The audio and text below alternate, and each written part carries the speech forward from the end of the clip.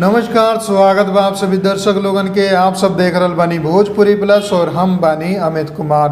तो आज के ई वीडियो बा भोजपुरी फिल्म नोटबंदी के बारे में। जी हाँ, वह नोटबंदी जो कि साल 2016 में पूरा भारत के हिला देले रहे, वही पर एगो भोजपुरी फिल्म बनल बा जोना के निर्माता बाड़े कपिल ठाकुर जी। जी हाँ, और ई फिल्म के लेखक और निर्देशक बाड़े सोमभूषण जी और यश कुमार मिश्रा, यामिनी सिंह, मनोज टाइगर और साथ में महेश आचार्य जैसन उम्दा कलाकार सबके लेके ई फिल्म के बनावल जा रहल बा, बन चुकल बा। फिल्म पूरा तरीका से रेडी बा और बहुत जल्द आप सबके बीच में एकर ट्रेलर आवे वाला बा।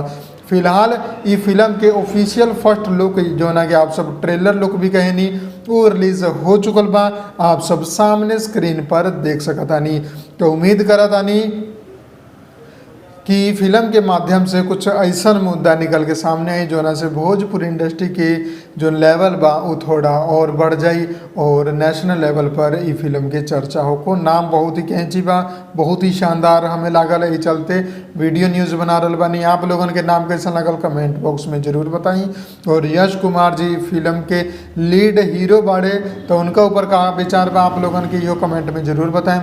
जैसे ही एकर आवे वाला ट्रेलर, रिलीज डेट, जो भी अपडेट है ये आप सबके बताते रहें। फिलहाल आप लोग वीडियो के लाइक कर दी, चैनल के सब्सक्राइब करके चैनल के साथ जुड़ जाई। हाँ, मिला आप लोगन के एगो नया वीडियो में। जय भोजपुरी, प्रणाम।